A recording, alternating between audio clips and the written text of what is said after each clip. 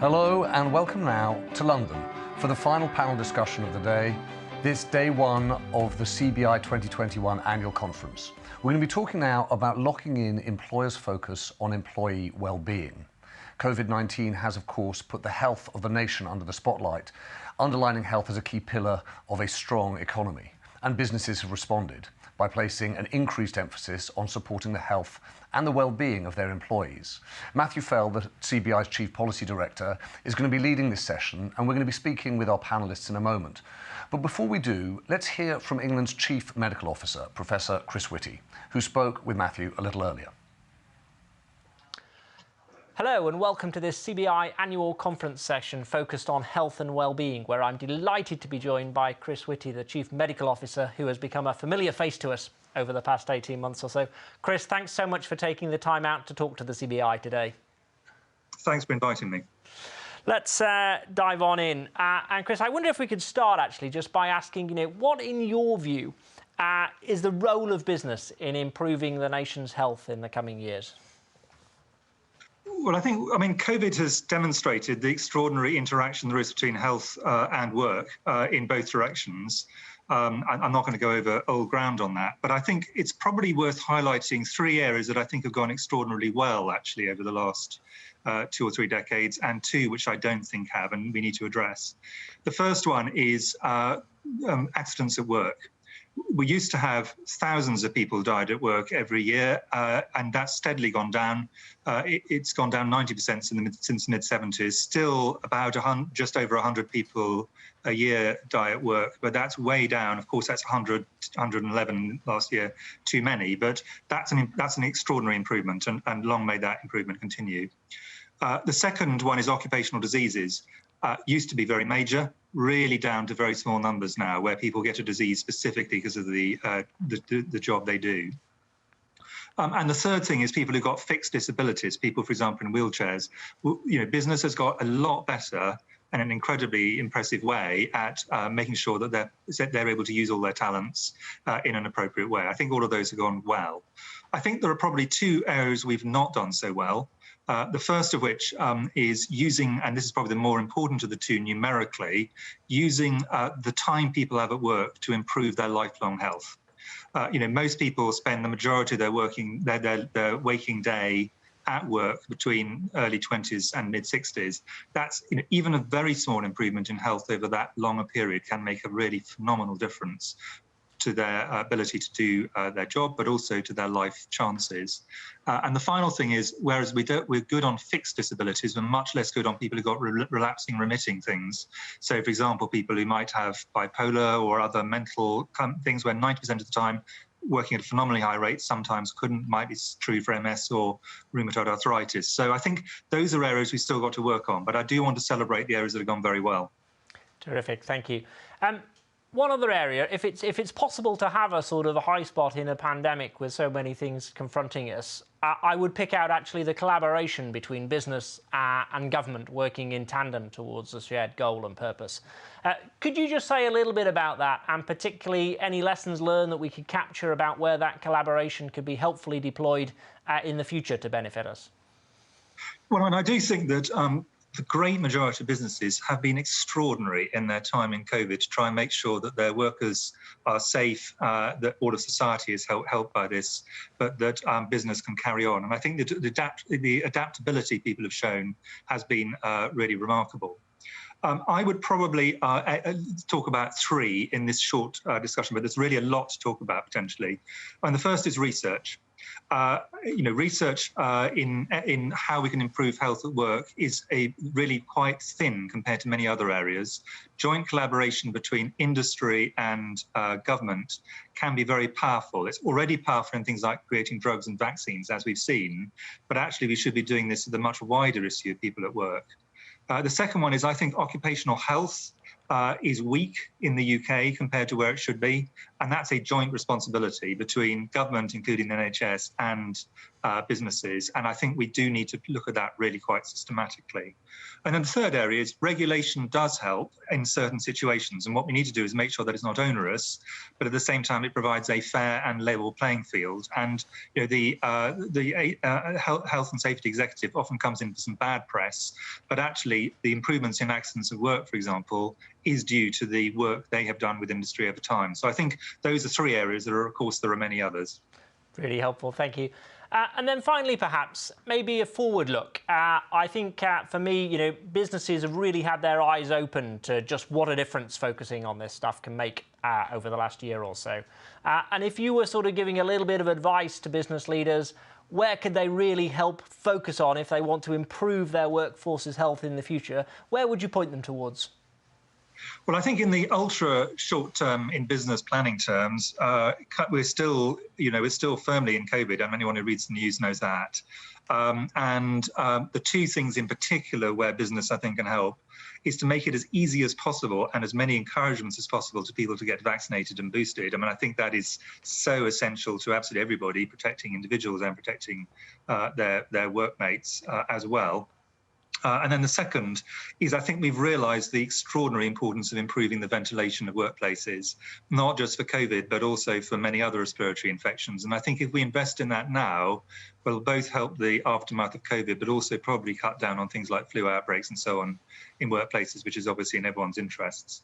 I think in the medium to longer term, a lot of it's about trying to make sure people can be as active as possible, doing the small things that help, for example, encourage people to take the stairs rather than lifts. It sounds trivial, but day in, day out over an entire work lifetime, it can be absolutely the difference between someone entering older age, healthy or not healthy.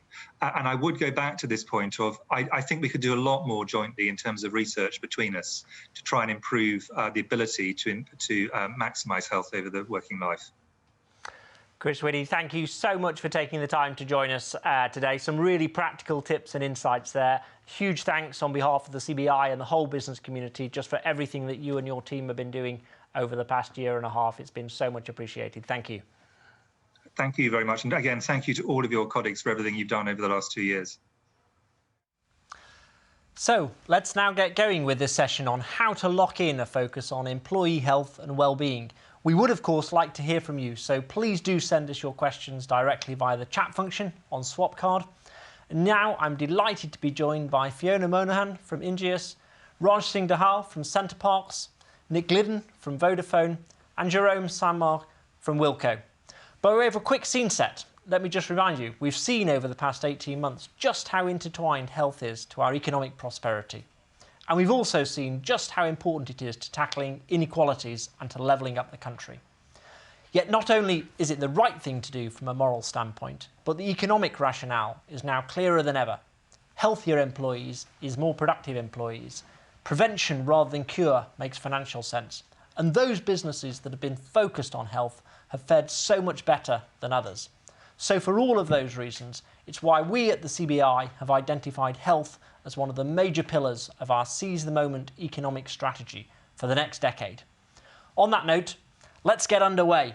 And Jerome Sanmark from Wilco, if I could come to you first perhaps. Look, clearly Wilco, a customer-facing business who've been open very much throughout the pandemic. Just give us a sense, if you would, of the steps that you've been taking to support your workforce through the pandemic. What's worked well, where have the challenges been, and how have your colleagues responded? Good afternoon, Matthew. That's a very broad question. We were lucky enough to stay open, as you said, during the pandemic. And our priorities, first and foremost, was around the safety. So what could we do with very little notice to put in place an environment which they felt comfortable to turning up for work, but equally remove the pressure for those who couldn't? So we very quickly put in place a 8-point plan, very simple to understand, that created an environment which regulated how many customers could come into our stores, that put all of the components regulatory that the government has advised us to do, but more so remove the pressure for our team members that felt that they couldn't come to work.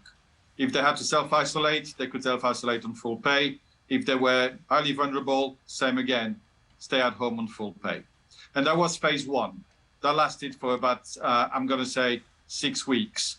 The focus then shifted on not just the environment for them to feel safe, but how did they interact in an environment that was a lot tenser than we were all expecting. The focus shifted from the environment to mental health. How do we keep our resilience going? How do we acknowledge that this is tough out there, that we are one of the few that are, worst case scenario, you could argue, putting ourselves at risk on the behalf of society to deliver a service and balancing those tensions. And that was the learning for us in terms of making sure that we recognized and listened to our team members, give them the opportunity to engage with us in a different footing, and provide them with the means and the listening in the main to do so. Today, we've got 35 mental health first aiders. We never had them before the pandemic. We worked with our partners to leverage the levy to create courses, to build the skill set, because we believe this is something that's going to stay with us. Not the pandemic, but the need to focus on health more specifically. And these are the learnings that came out on the back of this. What I would say is I was privileged to have a set of team members that really care for the service they give, and they all turned up for work, day in, day out, for 12 months solid. And we're embedding now those processes into what we do. Jereb, that's fantastic scene set. We're back to you for more in just a moment. But Raj Singh Dahal from Centre Parks, I wonder if I could come to you next, Raj, because look, the sort of leisure, tourism, hospitality sectors have been amongst the most hardest hit during the pandemic. We all know that. Just give us a little bit of a sense about how Centre Parks have been adapting to sort of support your own workforce health during that time, and what the impact of that has been, if you would. Yeah, I think the COVID-19 pandemic was a seminal moment in the way that employers looked at well-being in the workplace. I mean, historically, we always looked at well-being through the lens of health and safety. As Professor Whitty said, making sure that people were simply kept safe in the workplace. But I think that emphasis has completely shifted to looking at the holistic picture around well-being. We always say that our people are our greatest asset, our single most determining factor between how successful we're going to be or otherwise. And I think with the current sort of challenges we're seeing in recruitment and labour shortage, that's being demonstrated very clearly. There's obviously a legal duty of care to demonstrate well-being for your employees. But I think what's really clear is, as you say, the economic imperative, the sound business sense of having a fit, healthy workforce means a productive, efficient, engaged, motivated workforce. So a few of the things that we've done. As Jerome says, clearly, day one when the pandemic struck, we had to embrace all of the public initiatives that came out, the guidance. Not only did we embrace them, we actually platinum plated them. So we went above and beyond what was required. We were, for example, very early adopters of face coverings before they became mandatory. So there was a whole range of things that we had to do in the face of the pandemic. But more broadly, what we've done is, in our sector, of course, home working, remote working is not as easy. You need people on the front line to be delivering the service for our guests and our consumers.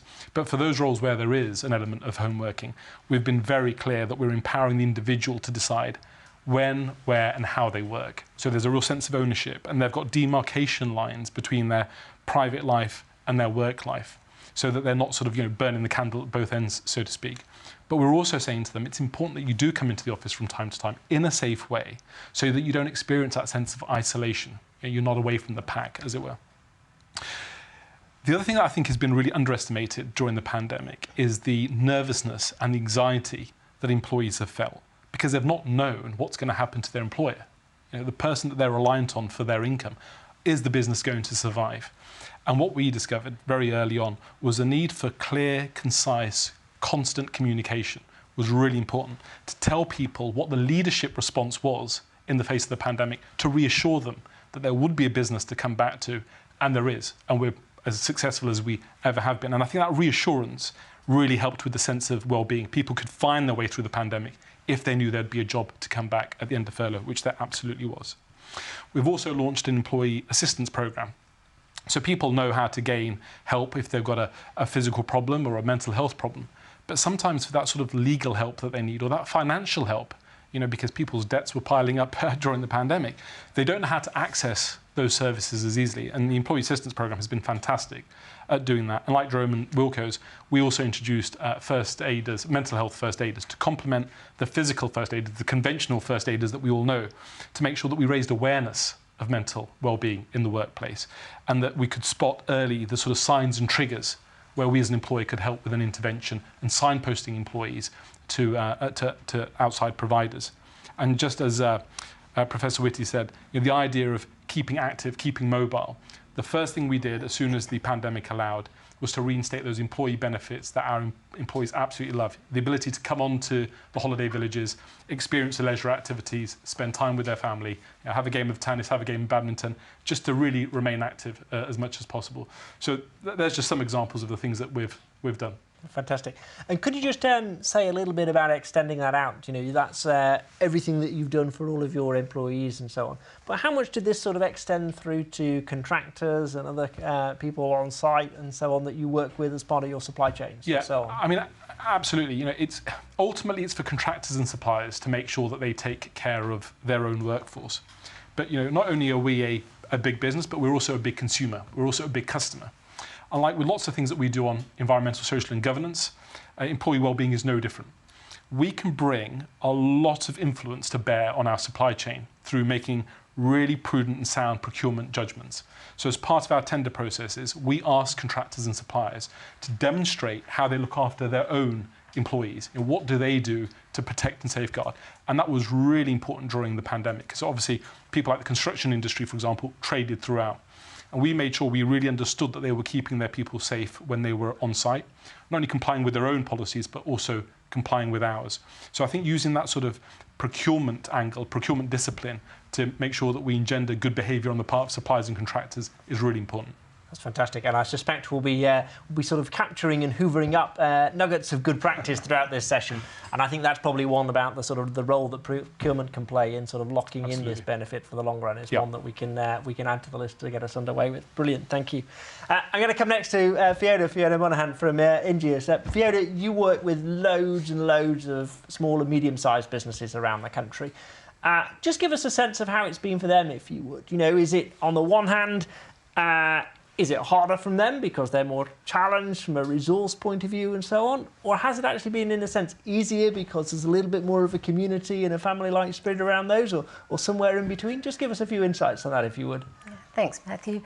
Look, I think it's been a mix. There's no doubt for small business, particularly during the pandemic, it's been really difficult with, obviously, the impact of COVID, but also now what we're faced with is as we've already mentioned, is a very tight labour market. So our resources are scarce and they need to be really well looked after. So I think, yes, whilst it's been difficult because of the challenges of resources, the SME market has really embraced the discussion from our experience and really worked hard to collaborate and make changes that they can within their workforces, and to share best practice and learn best practice. And I think as a business that has a supply chain, really asked for help where they've needed to, and I think that's been really, really important. So yeah, look, I think it hasn't been easy, but I certainly see a real willingness within the SME market to make changes and do what they can to really, as we've talked about, attract and retain their talent. Fantastic. And if you were to pick out a few things that, if we're saying, look, the goal is to try and lock in some of the learnings from the last 18 months, 2 years around health and well-being for the future, where would some of the things that would most help those small companies to be able to do that, do you feel? Where are the challenges, and then what are the solutions to those challenges? I think what we've experienced is that there are certainly resources and schemes and programs out there that are not as well known and as well promoted as they could be. So as an example, Ingeus is a collaborator to the Disability Confidence Scheme, and as a part of that we work with business to develop their competency and confidence in employing people with disability or health condition and keeping them employed. And I think there's a real, that scheme isn't as well known as it could be, so I think there's opportunities there to promote. We also deliver a scheme which is called Access to Work, and it's about working with individuals to start or stay in employment where there's some kind of a health or disability barrier, including mental health.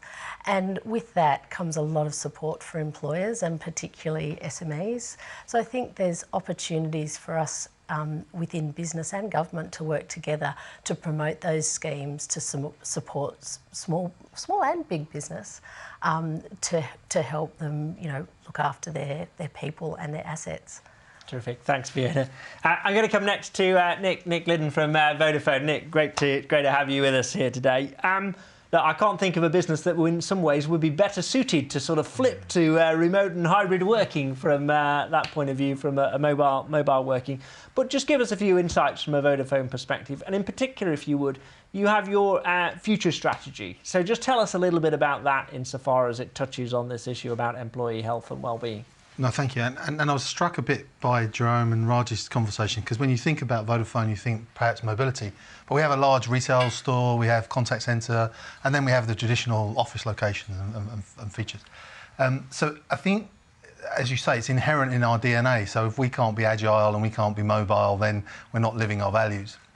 I think there were three things that we kind of drove to kind of survive the first challenges. The first was to be really engaged with employees, and then that engagement has continued straight through. So it's not just starting, but it continues. So we talked a little bit about some pulse surveys. We get good insight. We're regularly in contact. I think the second thing is we talked a little bit about mental health. We have 11,000 employees in the UK.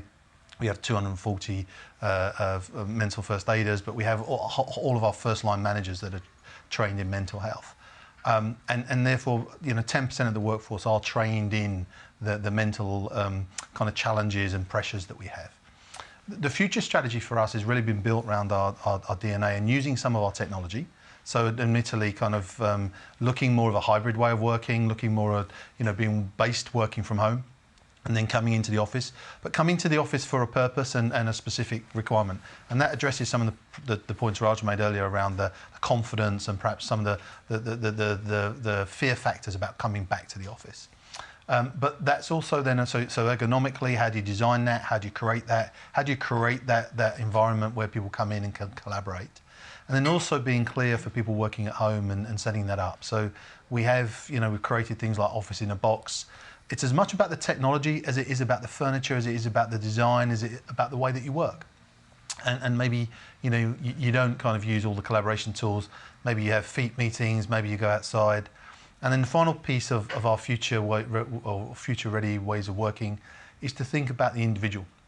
So once a quarter, we have a Spirit Day, and we try and do something different. And in that Spirit Day, we ask you to send the photos of what you do. So you can do anything that drives your mental well-being and your physical well-being, but we like to share it and we like to drive that. So they're the kind of areas we're focusing on. Terrific. Can I ask you, Nick, a little bit about how you get the balance right? You described, you've got lots of different types of workers, types of settings, for example, from the retail stores to out on site, and things like that. So everyone, in a sense, can't be treated completely equally. Raj, I was thinking about this from a Centre Parks point of view as well. It's true of all of us. If you try and do the same thing for everybody, you're kind of going to go to the lowest common denominator solution, and that isn't sort of probably the best answer. How have you managed to get that sort of workforce communication going to say actually what the sort of the set of rules, the sort of approach that works for one role isn't necessarily going to be the same for another? And how have you approached that? That's really good. I mean, Raj mentioned communication and driving that communication. I mean, we talk about it as engagement, but that communication is part of that. We run these pulse surveys. Pulse surveys essentially will be run once a quarter. So a lot of insight comes from the employees. And you talked about different job titles or different roles, retail, contact centre, sales, service, marketing. But there's also different age demographics, different areas. Typically, we've seen a difference in the way that people want to be treated and want to be come back to work or future ready by age. The under 30s is different, slightly more interested in being more collaborative, more office-based. Slightly older generation, perhaps myself, would be kind of more flexible, more working from home. I think so. That's one, so insight-based and engagement with employees. The second piece is to really think about what it is somebody needs to come into the office for, and why, and how do we measure that success? And then secondly, if you're going to be based at home, how do we make it kind of a good place to be based? I think there's lots of great stories. We were just talking beforehand, lots of people, on the ironing board with the laptop at the start of the pandemic. Then actually, how do you ensure that they can work from home, both from a ergonomic and a security perspective, but also from a good physical perspective? Fantastic. So the way we've kind of approached that is to different things for different people, led by the insights. So we have a general policy, and then that general policy sets the parameters. Then within that, individual teams, individual locations can drive it slightly differently. Very good. Look, a few of you have mentioned already mental health, and I'd like to come on to that if I may. And Jerome, I might come to you first on this one, because look, the number of mental health issues that have surfaced has obviously risen during the pandemic as a result of the circumstances and the fact that we put much more focus on it as well. Just tell us a little bit, if you would, about the strategies that Wilko has implemented to help support your workforce with mental health through this pandemic.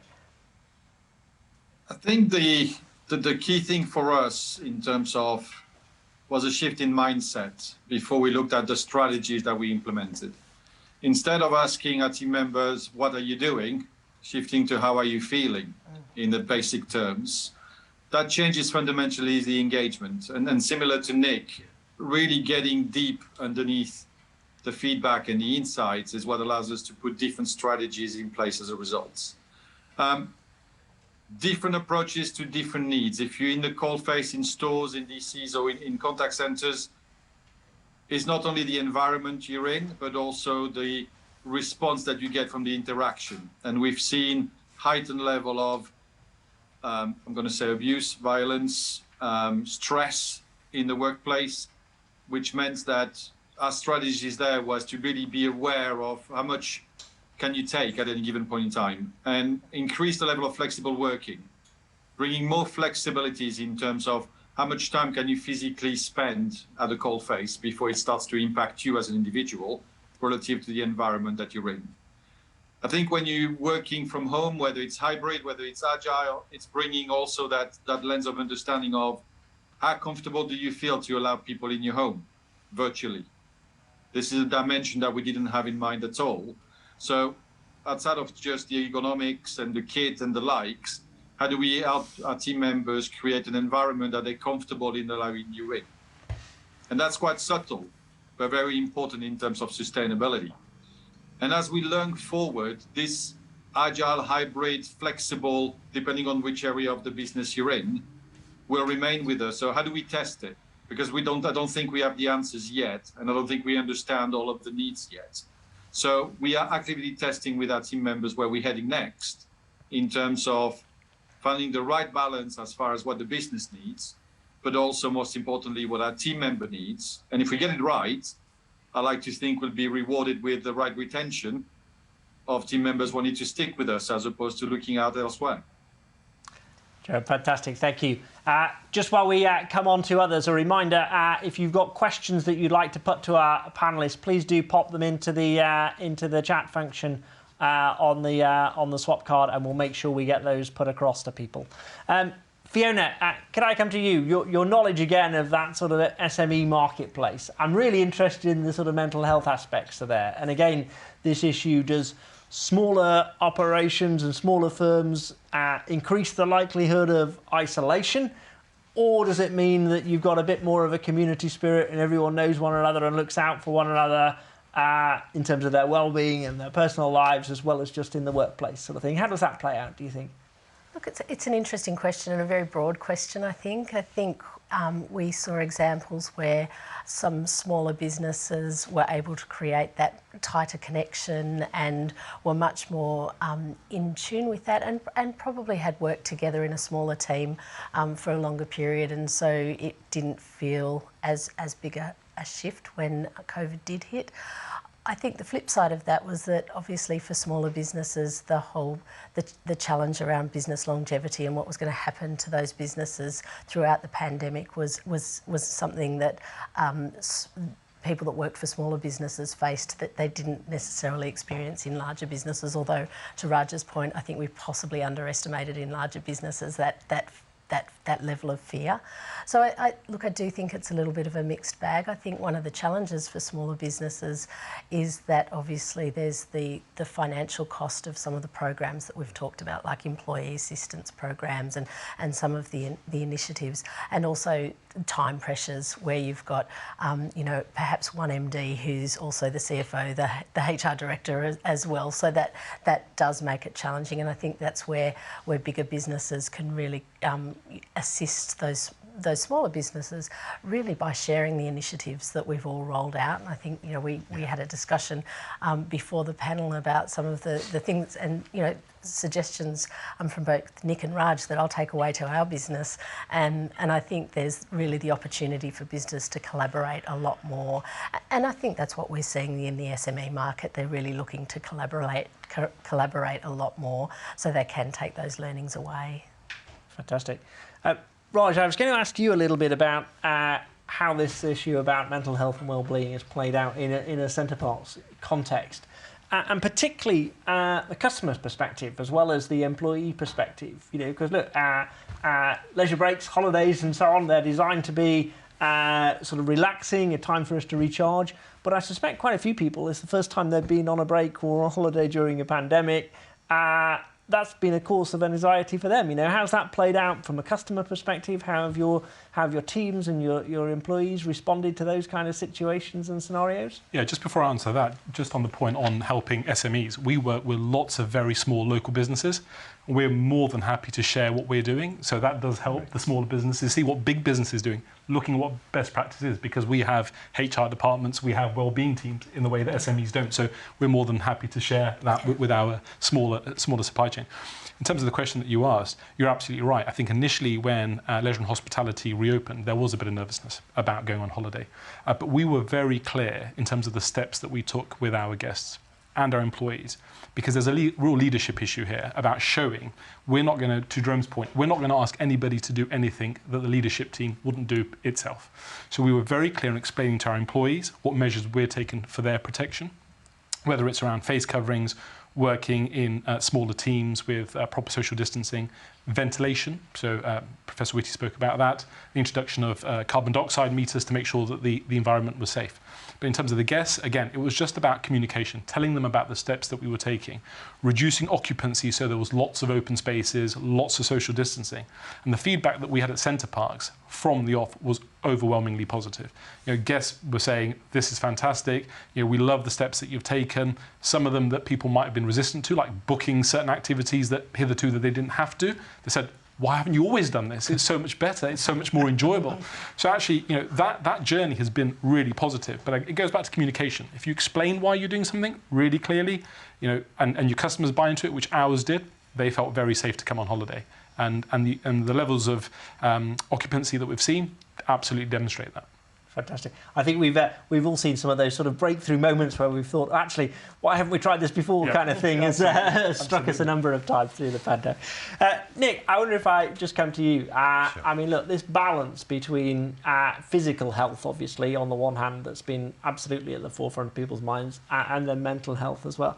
In a sort of really big, large organisation like Vodafone, how have you got the balance right between those two things, sort of thing? And have you tried to has the balance tipped during the pandemic, or is it roughly a 50-50 focus? Where would you say the priority has been? No, I think that's a really good question. I think probably at the start it was more physical.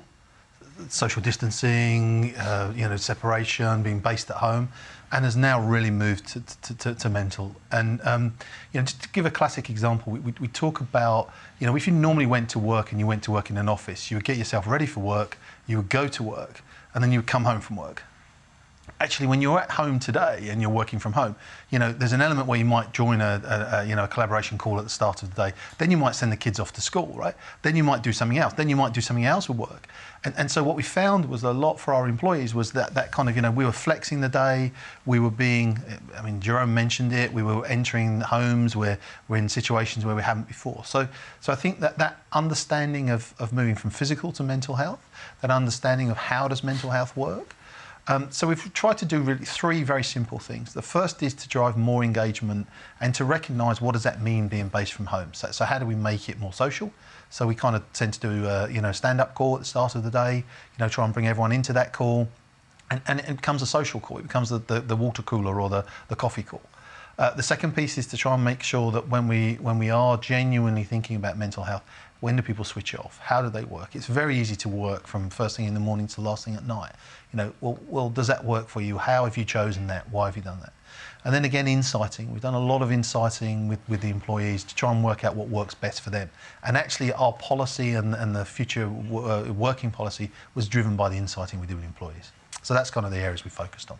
And you know what? Far too often, people just sort of say, mental health is something that happens to the employees. It happens to somebody else. Yeah.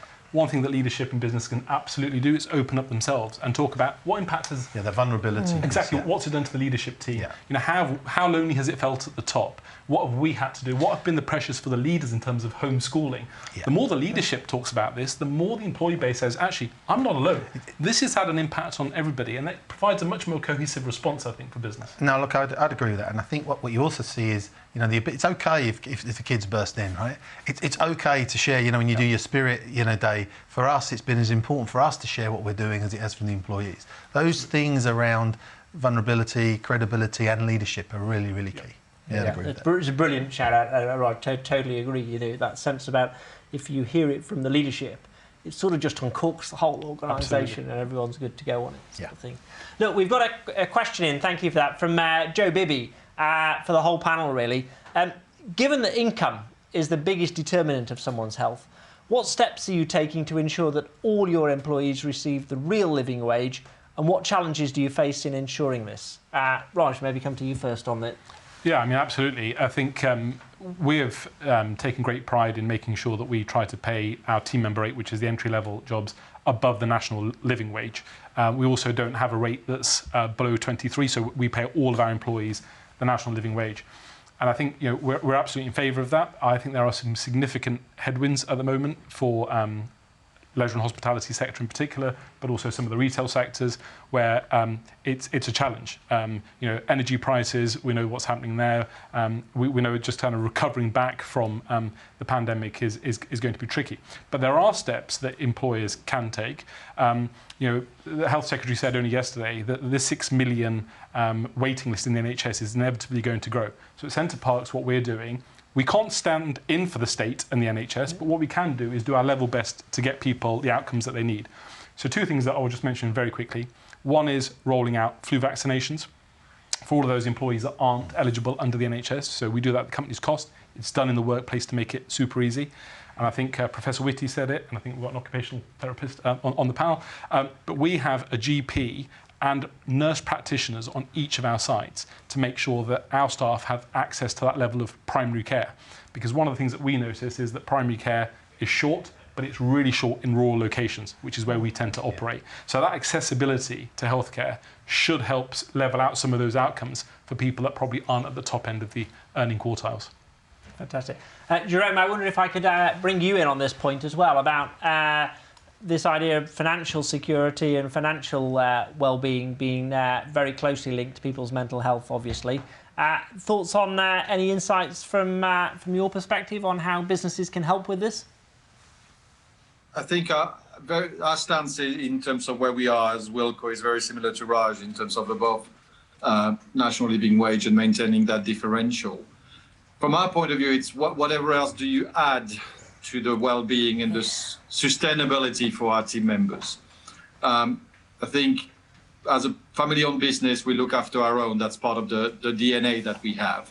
On top of the standard benefits, we've got an employee benefits trust, which provide different set of support, whether it's for well-being, health, studies, hardship. We also provide our own holiday park, well, not to Centre Park standards, but we got a few property dedicated for our team members so they can all go on holiday subsidized by the business.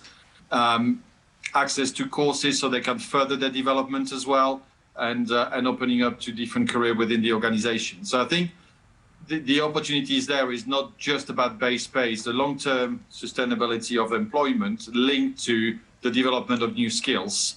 And if skills is the next opportunities in terms of higher paid job, then let's us as employers be focused on delivering those skills to those who are already on our roster. Fantastic, thanks, Jerome. Just before we move on from some of the mental health issues, Nick, I was going to ask you actually a little bit on this with an eye to the future. Okay.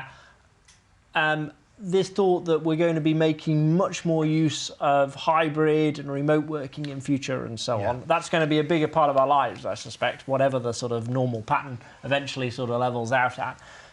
And therefore, we're probably going to need a sharper eye on the risks of sort of isolation and so on in the future, the more that becomes part of our working lives.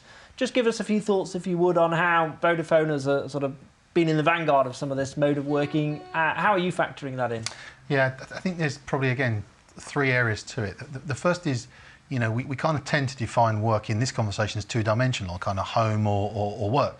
Actually, one of the areas we've been looking at is you know, is there a third area? We could, you know, if you look at kind of, you know, shared workspaces, you know, people who are individual, why can't we bring that together? So factoring that in and thinking about how we work together and how we can come together. Does it have to be in a Vodafone location? Could we do that with third parties? So we're pretty advanced on some of that stuff. I think the second thing then is to think about what it is we want to do and what it is we want to get out of work. So why do we come together as teams? What is the social requirement? What is that value that we get by coming together? And so we've changed the way that our policy works now. So you can be based anywhere in the UK. Under the current policies that we have, we just asked that on certain days of the month that you would come together, or certain times that you would come in and you would come into an office, and you would come in for certain collaboration areas. Now that might be team building, it might be learning, it might be education. We talked earlier about some of the SME piece. It's the same, I think. How can you develop your skills? Jerome was talking about that piece. So there's kind of a flexibility of policy where you're based. You don't have to be based now certain location. You can be based wherever. There's no differential in the money that we pay. We pay for the role, not for the geographic location, and we try and get flexibility on that. And I think the third piece for us on that, and Raj talked about it a little bit about recruiting best talent. That flexibility is going to be for the future, right? So that to offer that flexibility, to offer that choice, to offer that support. Very often candidates come and ask about that policy now, and we want to be at the forefront of that. On the flip side is that actually opens up opportunities in areas that historically, you know, perhaps didn't have that. So we talk about, you know, access to jobs and roles for people that are either physically disabled or even for people that were kind of, you know, restrained because of their geographic location. So I think it's very interesting. It opens up a talent pool for us as well as retaining the talent that we've got. Fantastic, thank you. Joe, thanks so much for the question. If other people have got points they'd like to put to the panel, please do pop them into the platform and we'll make sure we get those put across. Vera, I'd like to do a little bit of sort of forward-looking, if that's okay, and particularly with this eye about how do we lock in some of the benefits and so on. Just a few perspectives and thoughts from you, if you would, in terms of where business and government can work together and who does what to better support sort of smaller companies to make further steps and strides on this sort of health journey. Yeah, look, I mean, I have touched on it in some of my previous answers. I do think there's a bit of a joint responsibility. I think certainly there's programs that government have in place to support those that are you know, more disadvantaged, that I think add a lot of value but perhaps could be better promoted, and perhaps that's something that government and business could do together. I don't think it necessarily needs to sit in one camp or the other, but I think there's a joint responsibility to do that. We've all got supply chains business have got supply chains, we all have social media. I think we could do a lot more in the promotion of some of those programs. So look, I think promotion, and I think we've talked a little bit as a group here about the part that bigger business can play, and I think, you know, certainly looking after our supply chains a little bit better than perhaps we have done in the past, or even just thinking about, you know, what we could roll out, particularly with our SMEs in our supply chain. But also then perhaps, you know, some of our team were brainstorming during the week, is there an opportunity for big business to buddy SMEs and support SMEs in some of these initiatives that we're talking about. And it's not that they don't have the talent within those businesses. It really comes down to time and resource constraint that your bigger businesses surely could help with. So I think there is the opportunity for bigger businesses to do more and to work more hand in hand with government to assist the promotion of some of those initiatives. Fantastic. And look, if people want to come to the CBI and use that, we're a brilliant network, obviously, of being able to connect up different businesses, large, medium and small, different parts of the country, different sectors and parts of the supply chain. So we'd love to hear from people if that is the case. And one of the other things that we're really keen to do in the year ahead is look at a little bit of a sort of index and a framework, actually, for what does good look like. You know, people have just sort of got onto this journey, partly by accident, I suspect, as a consequence of the pandemic. And then now thought, oh, well, actually, there's something really in this.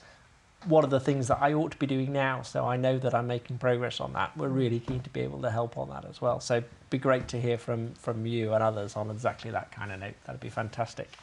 Raj, I was going to come to you, if it's okay, to think about the importance of this in the future as a really strong sort of offer. So we talked a little bit earlier on about we've got a pretty tight labour market at the moment, and that's set to continue for a fair while, I would suggest.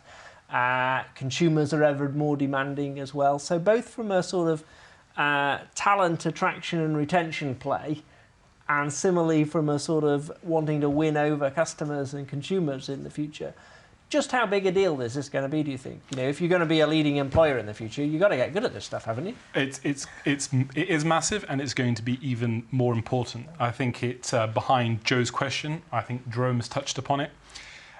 People aren't just coming to work to earn, to pay bills. I mean, that's largely, it's a big part of why they come. But the battle is going to be around attraction in the round. What is it that we can offer that is unique at Center Parcs to attract people to come and work for us? Our consumers are actually really interested in how we treat our people. You know, this next generation of consumer that's coming through is much more enlightened, whether it's around things around sustainability, but also about employee well-being. You know, they want to know, what are you paying your people? What are their terms and conditions of work? You know, how are they enjoying being at work? And people who enjoy being at work provide a much better service, and that's what our guests want to see. So for us, the big prize is to make sure that we have a really motivated, engaged, happy workforce. It's absolutely imperative. I think some of the other things about the longer term is there's a lot of discussion taking place around this agile, hybrid working. You know, the old adage, work is a thing you do, not a place that you go to. That's probably fair for, I don't know, a quarter or a third of the workforce.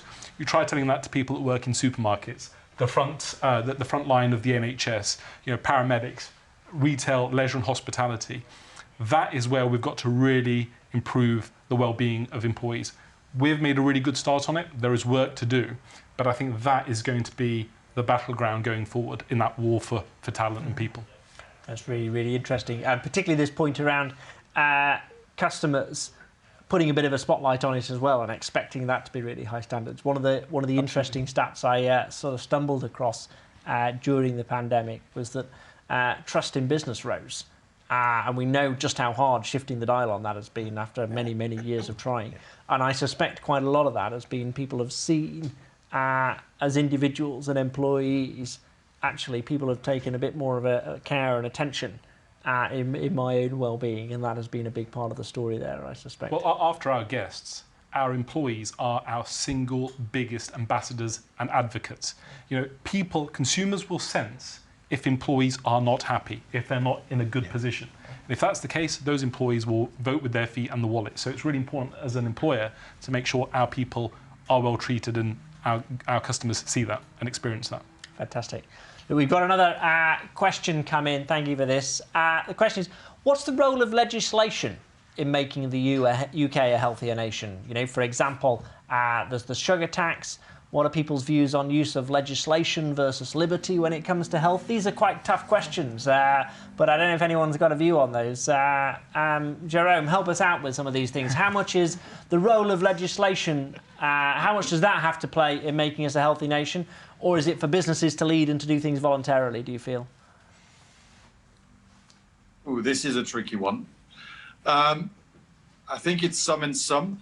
I think legislation can be really effective at scale. So whether it's around packaging, whether it's around sustainability elements, whether it's bringing the right guidelines that can be applied across businesses. I think each business is different. I think the needs varies as well by area. So to Raj's point, you know, we interact with 2.5 million customers a week and across 400 locations. across devolved areas of the UK with different set of regulations. It doesn't necessarily make it easy to have a consistent way of interacting. So I think it's where it scales, regulation is important, but let's not be too generalist, because the law of averages tend to be a compromise, particularly when it touches the health and well-being of team members. So I'm not sure I've answered the question, but right now I wouldn't be drawn either way. No, Jerome, that's helpful insights. Look, if I just have a crack at that from the companies that the CBI talks to, I think the first thing we'd say, it's really important if we head down this road that you get a right combination almost of carrot and stick. So companies would say, look, if I'm trying to do the right thing and I'm making really good progress, it'd be good to be rewarded for that, as well as sometimes when the legislation comes along to move me in the right direction. The other piece around regulation and legislation is I think sometimes it can be used quite often. There's no sort of prize for first mover advantage on this stuff. So if different industries are trying to make collective progress on things, it's really hard to do that in isolation. But sometimes if there's a little bit of a regulatory nudge on that, that can be a helpful factor as well. But it's a really useful question, and one that we'll definitely bear in mind as we take our work forward into the next year. Nick, I want to come to you next and ask again with this eye to the future, your level of confidence in just how much we've genuinely got this and locked it in for the future. You know, there's the dangers. We've seen this as even as we move around and we begin to open up the economy as well, sometimes the bad habits slip back in, for example. Or are we genuinely on this now, sort of thing, and it's going to stick? What's your level of confidence in that? Crikey, what a question. I think personally, I've seen two countries. So interestingly, I was in India during the first kind of stage of lockdown, which was very, very severe, and then kind of came back to the UK, which is kind of perhaps a more balanced approach.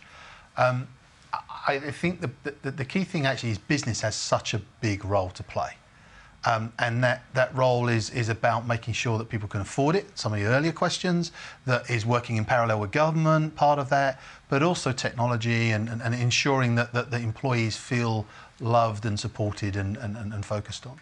So my level of confidence is always a different one to gauge. I would say there's lots of good intentions. It's about execution. And maybe back to Raj's point, leadership, you know. So we as business need to lead. So do we have the talent, the assets, the capabilities? Yes. Do we know what we don't know? No. But I think what we showed through the first stage of the pandemic was, as business, when we led and when we took a leadership position, we made a big difference to society. And that's where I've got high confidence. Yep. Yeah, you're nodding along there. And is this so? If we're sort of taking a positive, upbeat note and think we are going to lock some of this in, is it going to be driven by that sort of moral imperative, the right thing to do, or is it going to be driven by actually we've seen what a difference this makes in terms of performance and so on, and that's going to be the thing that keeps us on it? What's your feel?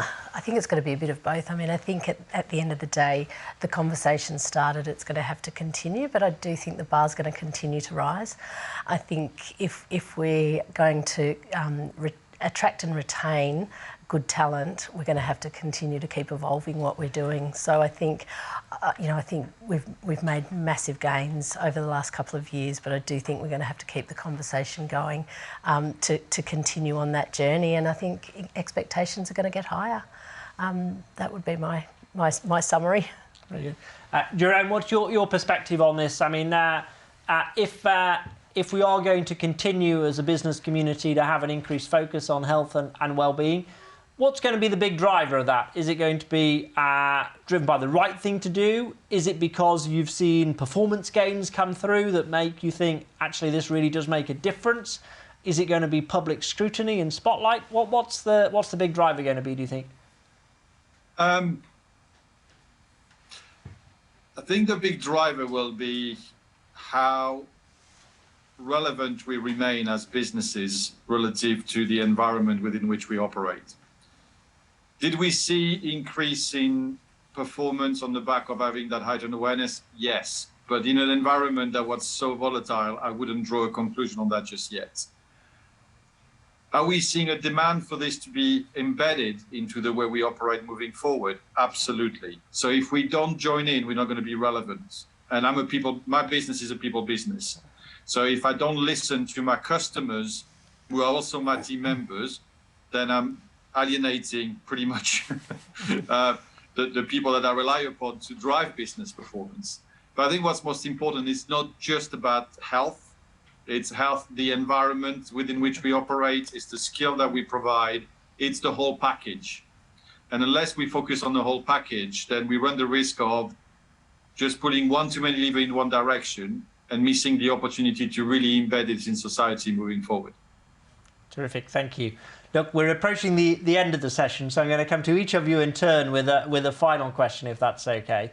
Nick, a heads up, I'm going to start with you. So the question is, look, if you could do the sort of wave the magic wand or the one wish that is going to make a difference to employee health and well-being in 2022, what's the thing that's most going to make it happen, do you feel? I think it's the engagement with the employees, so the employees buy into that. So I think there's lots of policy, there's lots of activities that we've done lots of change. Actually, it's ensuring that that change is effective and that we work on that. That would be the one piece. I don't think we need to do more, more and more stuff makes it harder. I think what we need to do is execute well on what we've done. That would be the one thing, the one wish that I would do. Fantastic. So we've got really good, strong execution of the plan on the list. What do we go next? Fiona? Look, I think it's taking the good that's come out of our ways of working through COVID and keeping them going. So I think for a lot of my team, the flexibility has been great, and I think we need to keep that up. Make it okay for people to go for a walk at lunchtime with their kids if that's what they can do and still get their work done and measure on output rather than input. And I think the other thing that we really need to take away is the impact that leadership can have. So your leaders making it real and carrying on that conversation, I think, is going to be a really important way forward. Very good, thank you for that. Raj, what's on your list? It was our people that got us through the pandemic. There was no magic playbook. We trusted our people to tell us what needed to be done and to get it done. And I think going forward, we absolutely need to back that. We need to empower the people to take ownership, to take control, to tell us what is the right thing to do going forward, listen to them, and back to the point about execution, do that. And I think if we do that and trust our people, they'll be absolutely fine. Terrific, thank you. Jerome, a final contribution from you. I'll build on Nick and Raj.